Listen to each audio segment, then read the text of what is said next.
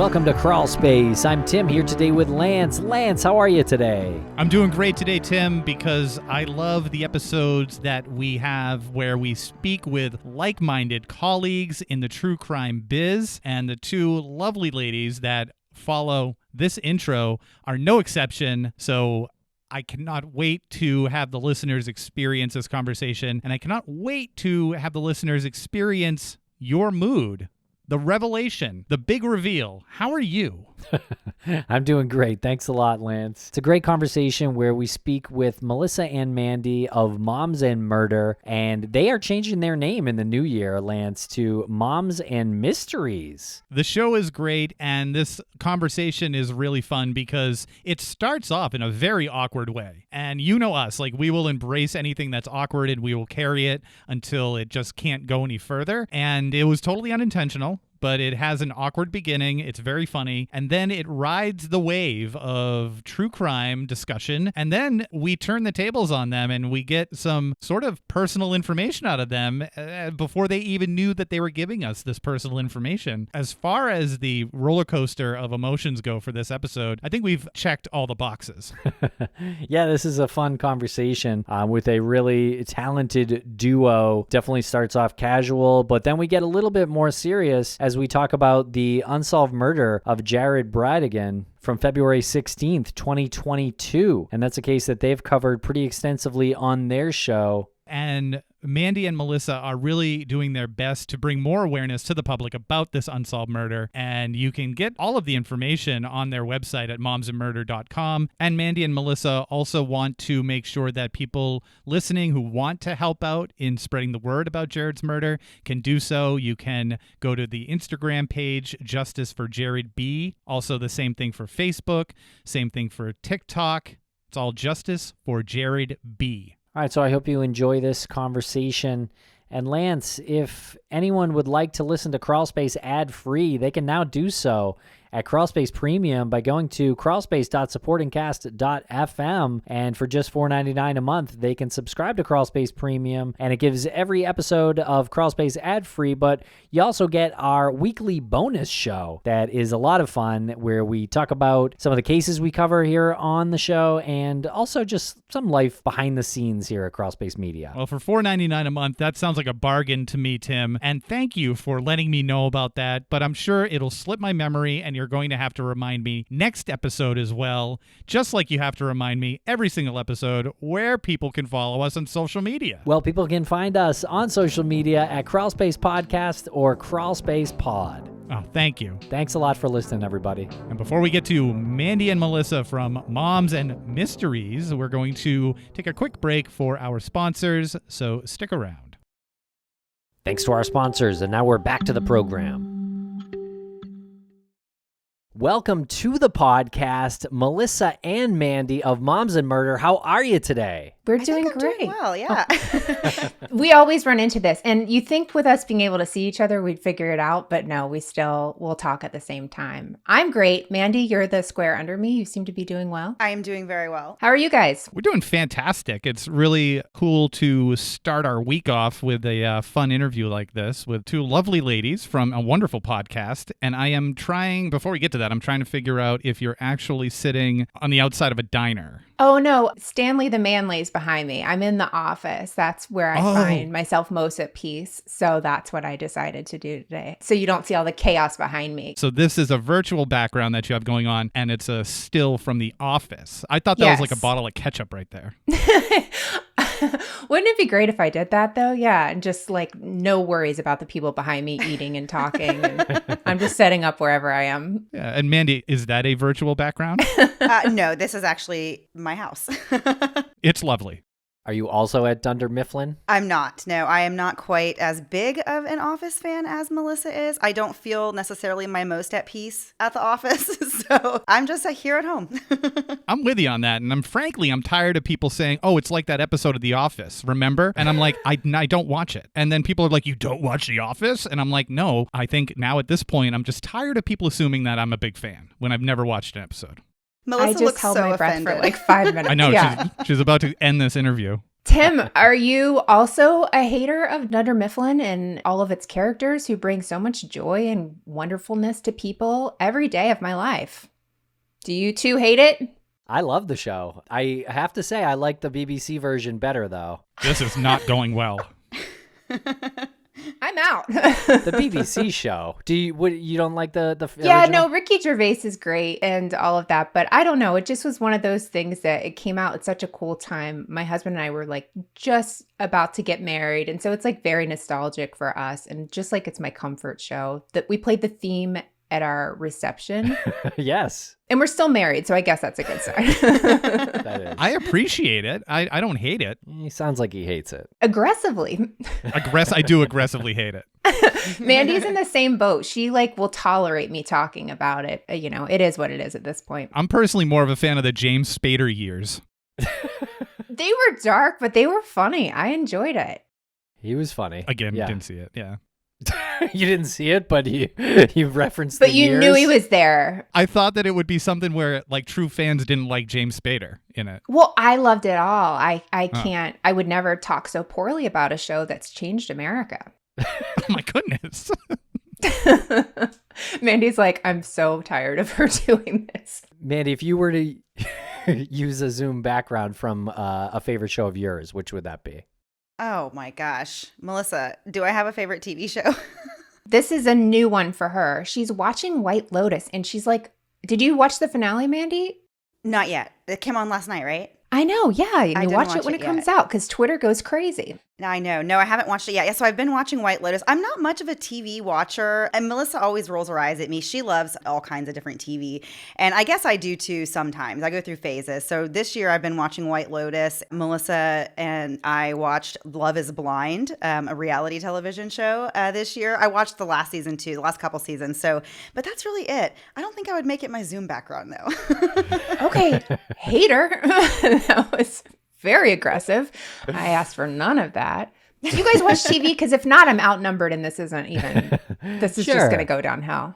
Yeah. White Lotus is great. I can't wait for the finale as well. That's premiere TV for sure. I like watching that one when it comes out because it's just so good and I want to see what everybody's thoughts are on Twitter and stuff. And yeah, that's how I live my life. It's not great. You know, there's no scuttlebutt anymore. There's no water cooler where you can just talk with your coworkers if you don't go to an office anymore. So you kind of have to use social media that way, or your podcast potentially, you know. We did do a Love is Blind recap for like 3 weeks at the end of our episodes. We do like a last thing before we go, and we got away with that for several weeks. It was great. Is Jennifer Coolidge in White Lotus? I haven't Yeah. seen it yet. I think she was nominated for a Golden Globe. She should win everything. Yeah, she was amazing. She's the only actor who's in both seasons of The White Lotus. As of right now, I haven't seen the finale yet. I love how they do that. They changed resorts, changed stories completely, kept one character, and sort of the same tone of the show is prevalent. Yeah, it's phenomenal. Yeah, really good. Okay, I got to put this on the old list. Oh, you have an imaginary list like Mandy. It's one of those things where you just tell people like, I'll add it to the list, knowing good and well you'll never add it to the list. I'll hold you to it.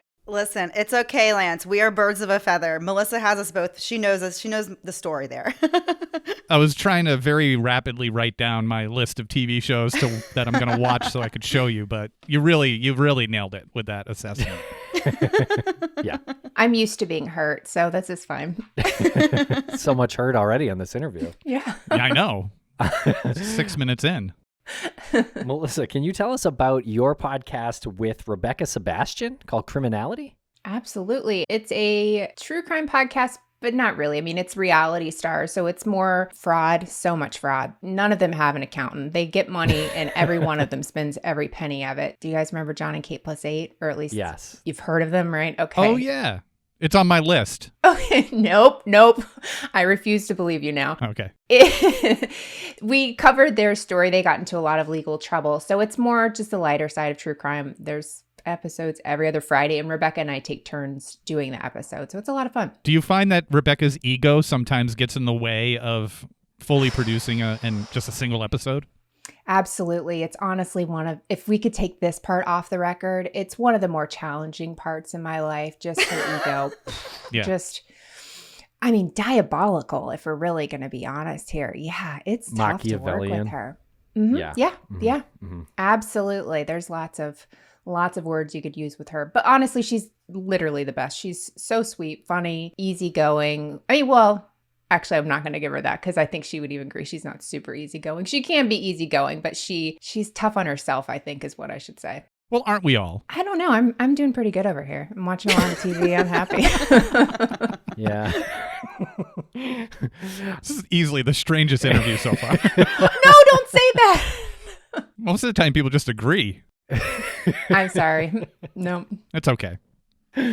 Well, tell us about Moms in Murder, and we want to hear about your title change as well. Yeah, so we have been operating under Moms in Murder now for 5 years, almost 5.5 years. I think we had our 5-year anniversary was way back in July. I keep saying it like it just happened, but now we're moving closer to like our 6-year anniversary. So yeah, really exciting. Melissa will tell you, as just like I don't watch television, I also was not a big podcast consumer before we started doing the podcast. Melissa has always listened to a lot of podcasts, and I also kind of shared the interest in true crime. So she was like, hey, do you want to try doing a podcast? And here we are, almost 6 years later, still doing the podcast. But yeah, we are changing the name. We're kind of doing not really too much of a different direction with the show. It's going to pretty much be a lot of the same stuff, but we are changing the name in the new year to Moms and Mysteries. We're really excited about that. Excited to just bring more mysterious stories.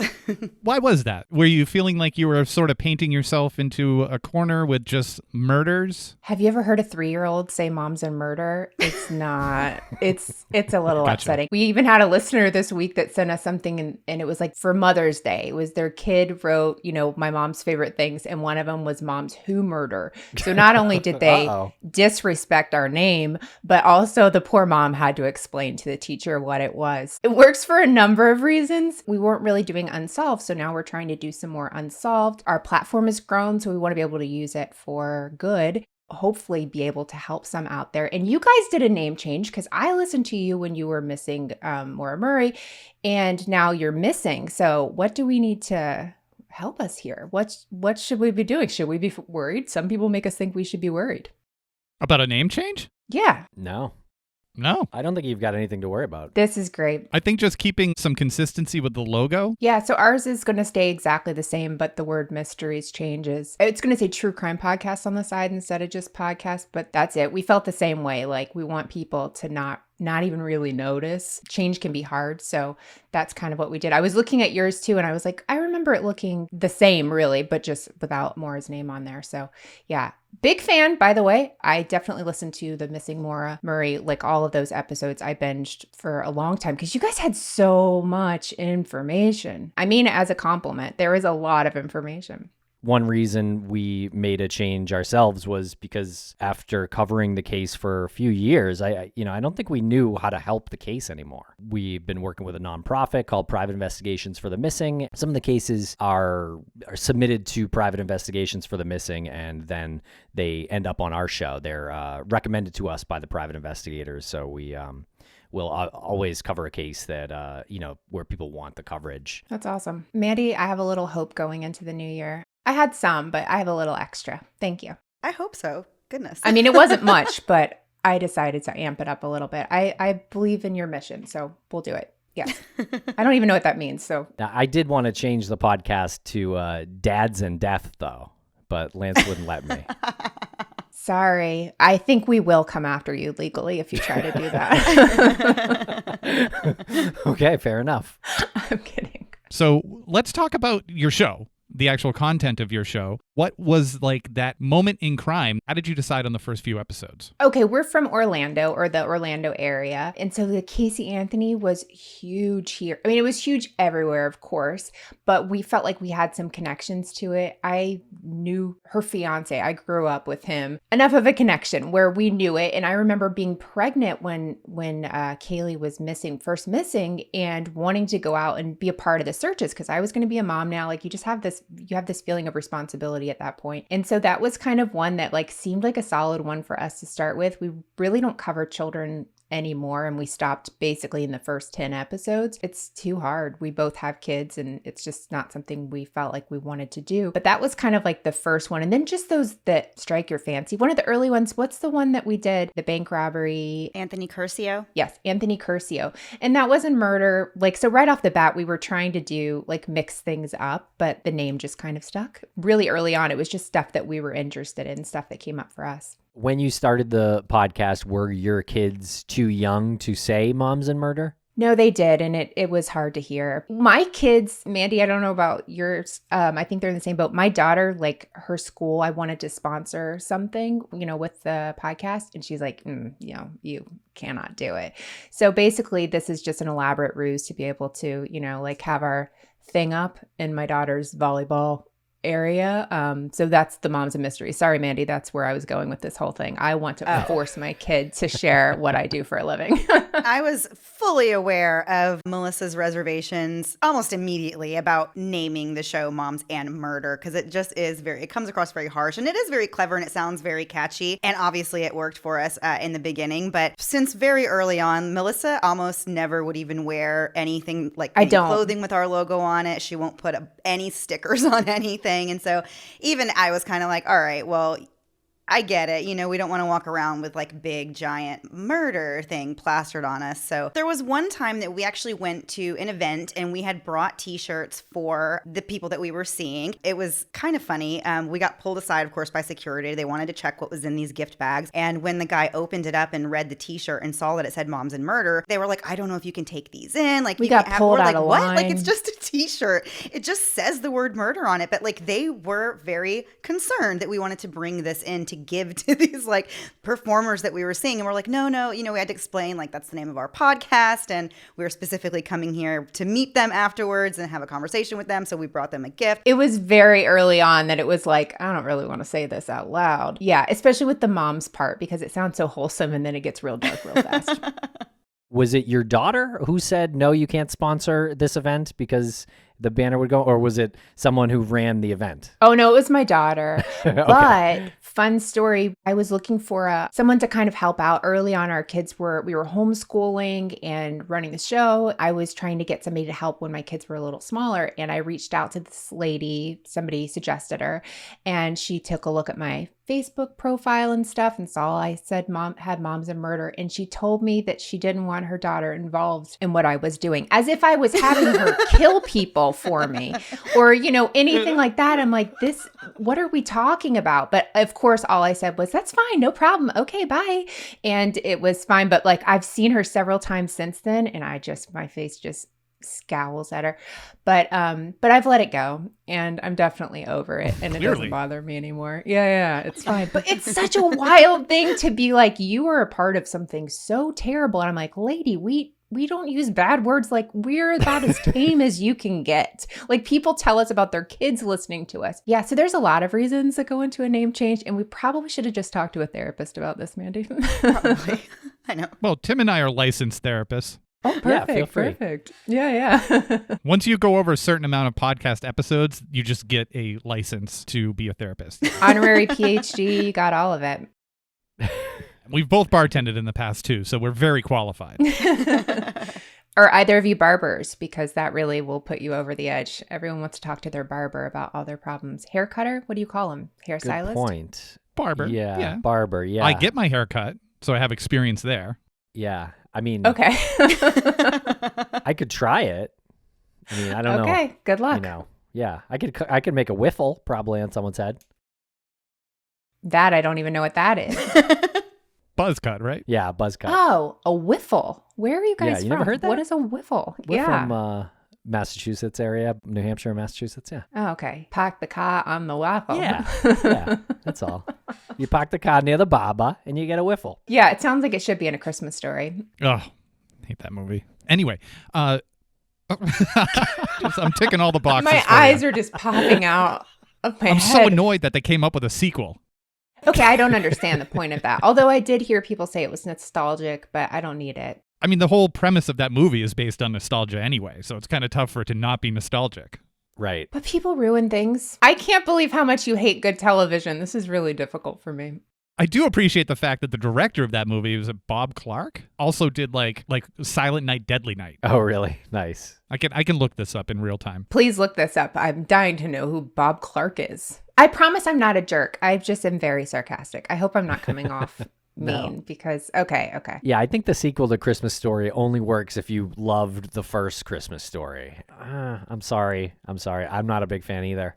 I just think it's a little overrated. It's just a classic. It's one of those you watch because you've watched it and it plays on TNT for 24 hours a day.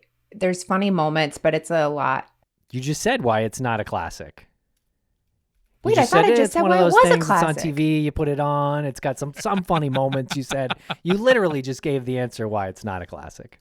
I would put that in the classic box, but I'll take it. That's fine. I'll take the L. I think one of the most fun parts of this conversation is Mandy's face, wondering what is happening in this conversation. She's like, are we going to talk about crime go at ahead. some I'm point? done. Go ahead. It could be a classic and overrated. I guess both things could be true. I'll take that. Can we all accept that? All the squares. Does everyone accept that? I accept that. Mandy's just happy to be here. So Bob Clark also directed, it wasn't Silent Night, Deadly Night. It was a great horror movie for Christmas, Black Christmas. Oh, I love it. Okay. Yeah. That is up my alley. You might get me to watch a Christmas horror movie. Have you seen Black Christmas? I don't think so. It's fantastic. The Canadian one is one Bob Clark made, right? The Yep. one from late 70s. 74. He also did Porky's. Okay. They also remade Black Christmas. Actually, I want to say twice after that. The original is great. It has a wonderfully dark ending that I won't spoil, but I want to desperately. Mandy, you'll watch that. I definitely She'll will. add it to I'll her probably real watch list. it today. Yeah, I actually will. I will add that one to the actual list of things I plan on watching. There really needs to be more holiday horror movies, too. Well, there does, but I feel like that is such a very specific thing that only very specific kinds of people are into. So I think 3 out of 4 of these squares are into it. That's pretty good. there you go. Yeah, it's like counter programming. It usually does pretty well at the box office because there are people who don't want to see the family movies, but they want to go to the movies, you know? I don't know, but I'm happy for all 3 of you. And we'll be right back after a quick word from our sponsors. Thanks to our sponsors, and now we're back to the program. At the beginning of this interview, this conversation, you had mentioned that you wanted to talk specifically about a case that was local to the both of you, and you wanted to bring attention to it. So there's an Instagram page that has been following us for a long time, Justice for Jared, and we've seen them come up multiple times this year. They've been tagging us in a lot of things, and as podcasters, I know you guys know what that's like. You're getting tagged by many different things on social media. You wish you could just like look into every little thing that you're tagged in, but you just can't. Well, Kristen Bridegan, who is Jared Bridegan's wife, she is the woman, the brains behind this whole entire Instagram account, and as we have come to learn, many other things that she has been doing, busy doing this year. Her husband was tragically murdered in February, and she has really single-handedly worked tirelessly to bring attention to his story. It is still unsolved. We are finally now involved with her. We're so happy that we have had a chance to kind of get to know her and to work with her. This is really the first time that we've been very hands-on,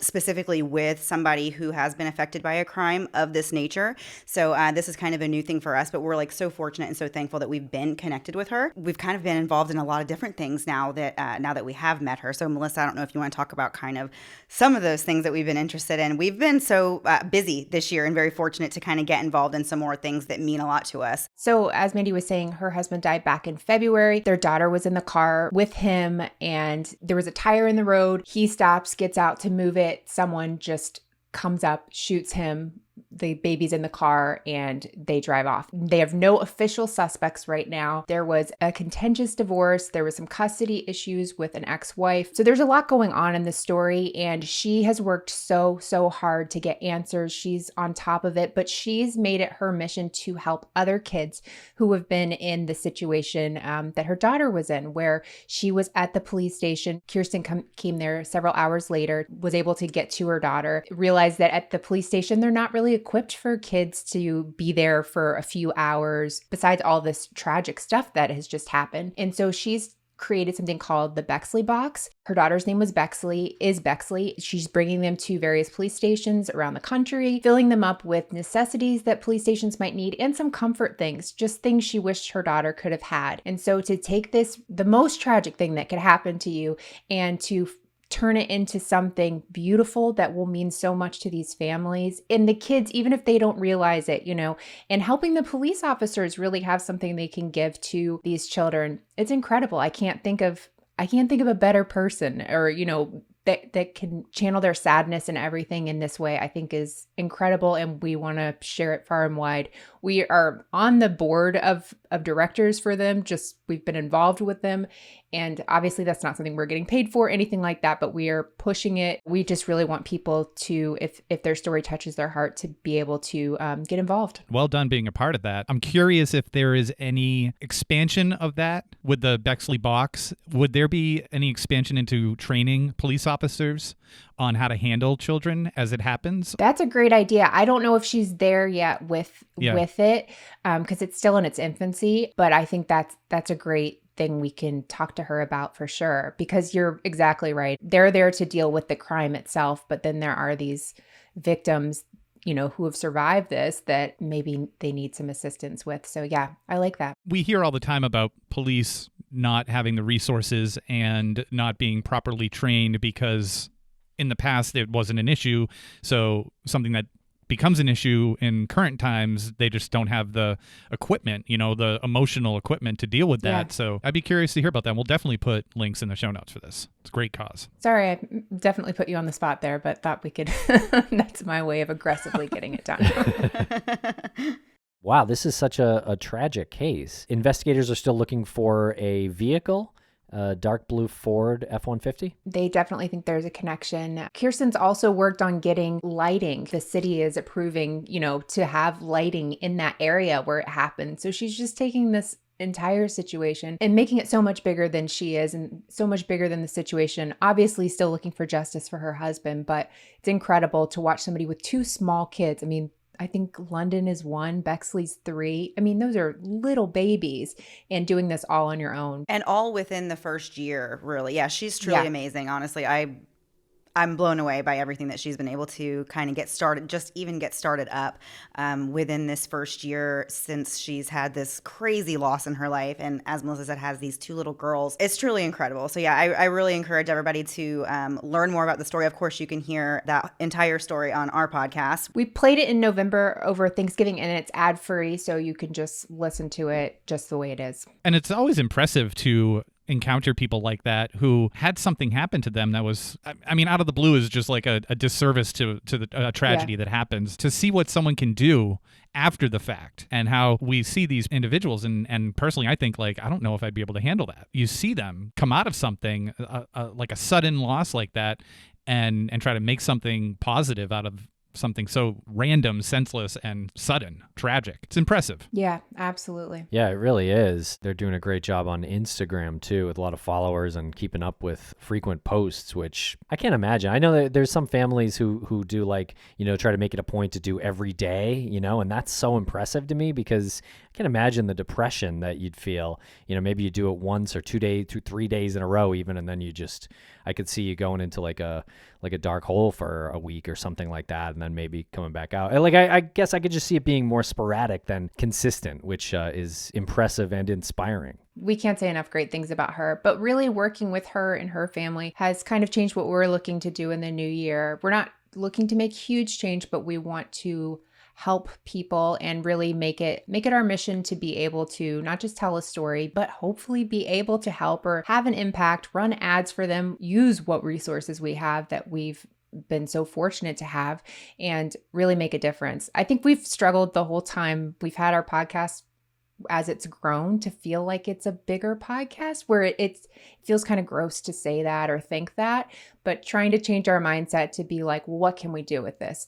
Now we have the opportunity. It would be a shame for us not to use it. Yeah, we never really set out to, as Melissa said, have a really successful podcast. We kind of both started it as something to keep ourselves occupied as stay-at-home moms and having, our own young families, just not really having an outlet. And so that's kind of how we even started the podcast. And now our kids are older and we have grown with the podcast and have kind of grown in maturity as well. You know, we've gotten older as well and our kids are older. And I think we've both found a lot of fulfillment and a lot of enjoyment out of being able to be more hands-on with some of these families and to actually feel like we are doing something positive to actually help them and their causes rather than just, you know, sharing stories for entertainment value. And the show won't sound a lot different to people who are already listening going into the new year. But I think for us personally, that is one of the directions that we would like to go, is that we would like to be more hands-on with families and kind of learning more about how exactly we can help them and what we can do for them. Going through COVID and shutdowns, did that factor into your decision to not change, but to adjust your path? I think at one point during the beginning stages of the pandemic, we almost quit doing the podcast entirely. Oh, I was really? on the middle of having a full breakdown. I was like, told Mandy I was going to be done. I couldn't do it anymore because it was just so heavy and dark during that time. Like that's actually when I started doing criminality because I needed something lighter to balance with my brain. And now doing Moms and Murder, we're trying to help and we're interviewing with families and we're learning because we don't know what we're doing. So we have Haley Gray who helps us research. She's amazing. And she's helping us kind of navigate through this. It feels like it's with a purpose now. During that time, I struggled. Mandy knows I was just like, I don't think I can do this anymore. So that was probably some of it. That was probably like the starting of it. But definitely this year, meeting Kristen and realizing how we could help. And I think even realizing we could help. I mean, I'm repeating that, but it just felt like we were nobodies who couldn't do anything. And no offense, Mandy, I lumped you in my nobody club, but we do have a platform and we should do something with it. And we've been #blessed to have it. And to be able to make a change, hopefully, or just encourage a family or be able to share more than they can.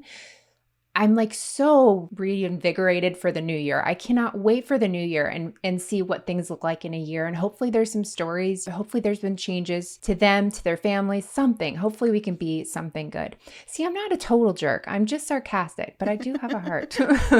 We both have a soft spot, you know, for especially for the podcast and how far we've kind of have brought things. And it is kind of emotional, especially kind of going into the new year with a new name and kind of a new mission, if you will. But yeah, it's all very exciting. All good stuff. We'll be right back after a quick word from our sponsor. And a thank you to our sponsors. Back to the program. What was your reaction, Mandy, when Melissa said that she didn't think she could continue doing it because everything was so dark and it was just getting too heavy? This is so like exclusive. I don't think we've ever talked about this. We've never talked about this, I don't think. No softballs here. Yeah. No, I've known Melissa for several years, and so I know her personality. I know kind of like what it's like when she gets overwhelmed. Like I can kind of see the signs of that kind of going on. And so I was kind of like, well, I don't know. I can either panic and just be like, okay, what do you want? Let's just do this and end this, and get it over with. But I was like, you know what? I'm just going to give her some space and then like, we're going to talk about it later. And so that's kind of what we did, like after the first conversation, I was kind of freaking out a little bit. I talked to my husband. He was like, just talk to her later, and then of course we did. We came back to it and I said, we need to just like get on the phone and just actually talk about like what it is, like what's going on. How can we make this better? How can we make it where, we can at least continue doing this? Of course, at that point, we've already been doing the show for so long. So there is some level of commitment that we both felt, we can't just end the show no matter what. So either way, we had to have a conversation about how exactly we would be able to end the show if that's what we were going to do. What would we do with the RSS feed? All those things, like what, that you have to answer, all these questions you have to answer. What do you do if you just want to end your podcast? We obviously were going to have those conversations anyway. But then during that, we kind of were able to come to terms with like what we could do to make it work for a little bit longer. And I think at one point we had just agreed, like, we'll just finish out this year and we'll see where it goes. And then by the time we got there, Melissa was feeling a little bit better. We were both kind of in a little bit better of a place and things were kind of turning around for us. And we were like, well, maybe it's a good thing that we didn't just end everything. And since then, I feel like we've been back on track, fully. We've had a lot of great opportunities since then and just signs that, we should keep doing this, really. Also, I was given a prescription for Zoloft, and that really seemed to help things. So, I mean, just being fully honest, like 2020 was terrible for everyone. It was awful. And Mandy was great about it. I think if you came back to me and said, whatever, screw you. I'm not doing, we're not working together. But she was very calm, very understanding. And so then it gave me some time to say, okay, what can we do? What can we do different? Because it just did feel like we're just regurgitating these stories about people's worst days. And I don't want to be a part of someone's pain. I just don't. And so having like a new purpose, knock on wood, nobody should talk really great about the next year, but I feel really good about it. And yeah, 50 milligrams of Zoloft, it'll work for me every day. That's prescribed, right? Oh, prescribed. Yeah, you better believe when they say come back in for your appointment, I am there with bells on. I don't know why I asked that. Like the alternative would be like you're buying it on the street. Crushing I've them up never and even snorting them. smoked a cigarette in my entire life. Like I don't know where you get street Zoloft. I would take it. So does it make you feel better just as people to work with Kristen and do stories like that that involve some advocacy? Did it actually like physically feel better? Oh, I feel 1,000,000% better. That's not a number, but I feel so much better and feels like you have a purpose where you want to keep going. And so many people are advocates, and I think it's incredible. And for whatever reason, I just couldn't see that for us. And it's probably, man, this is a lot deeper than I thought. I know. missed I the like office this stuff. conversation, This is though. great. This is Yeah, very yeah. eye-opening. I feel like we're all having revelations. We're having a moment. right now. Yeah, I think it's just you and I, but they're just being nice about it. I don't remember the question, but I feel pretty good about it. Does it make you feel good as a person or better as a person? I think yes. Yeah. I think yes. Well, I think what you were saying is that you didn't really see that for us. And I think a lot of that had to do with the type of show that we started off doing, where we're doing more of this true crime light. Of course, over the years, we have come to learn that people like their true crime in different ways. Not everybody likes that lighter approach to true crime. Some people like it to be very serious and very, like absolutely no lighthearted tone to it, or there's no room for any kind of a joke, whether it's related to the story or not. Like some people don't like that at all. And they make that very clear when they write to us and say, you guys are absolutely terrible people for doing this type of show. But then of course you have people who listen to our show, who are fans of the show, and they say they love the way that we are able to deliver these cases, that are so heavy, and that we're able to bring more of a lighter kind of take to it so that it's easier to digest and easier to listen to. It's all over the board about what people want. But I feel like the fact that we do a lighter show and that we do leave some room in our show for a little bit more just like casualness and joking around and kind of going off script and off topic, I think that maybe is why we didn't see ourselves doing more like advocacy type things, because I feel like sometimes we don't know that other people take us seriously, or we feel like we're not taken as seriously because of the type of show that we have. And so I think just having a podcast that's gotten a little bit older and that we've seen the longevity and we've seen that like the listeners are sticking around and the show is continuing to grow, we're kind of thinking now like, okay, maybe we can do a little more with this, or at least we can kind of experiment with doing a little bit more with this. Especially in the case of Jared's Unsolved Murder and working with Kristen. If you're helping people who are victims like that, secondary victims, like that matters to them, even if you're not sure how your audience is going to take it. Yeah. Kristen was a listener of ours before all this happened. And so it was like she wanted us to. So that kind of gave us the confidence to do it, because that's not something we had done before. And we were scared to do it. We didn't want to hurt anything. We didn't want to mess anything up. So there was this fear there of screwing things up and, not doing it right. And so she's the best. We've said that several times, but honestly, she is. Everyone needs a Kristen in their life. But you can't have her because she's ours. Well, she believed in you. She believed that you could do it. So that's pretty she's great. awesome. We recently interviewed a professor at the University of Colorado in Denver, Melissa Gibson, and that episode came out last week, and she worked with her students to come up with a survey that is exclusively focused on why people find true crime podcasts comforting. Really interesting to approach that as someone who creates that content and think about the listener, how they're interpreting that. There's a part of it that was surprising to me where she said that some people who listen kind of feel guilty, or they'll self-critique, like, why do I find this comforting? And it's a problem for them on some level. So that's part of the purpose of the survey. Just curious what you thought about that level of comfort when people listen to your show and they have this level of comfort hearing you talk about these, like you said, the worst days of people's lives. I understand that though, because, watching Dateline, that sort of thing, you're listening to this entire story. There's just like this familiarity with the hosts there and stuff like that. So for us, I feel like that's kind of a thing for people, I guess. So I think there's a familiarity with that, comfort in hearing these stories.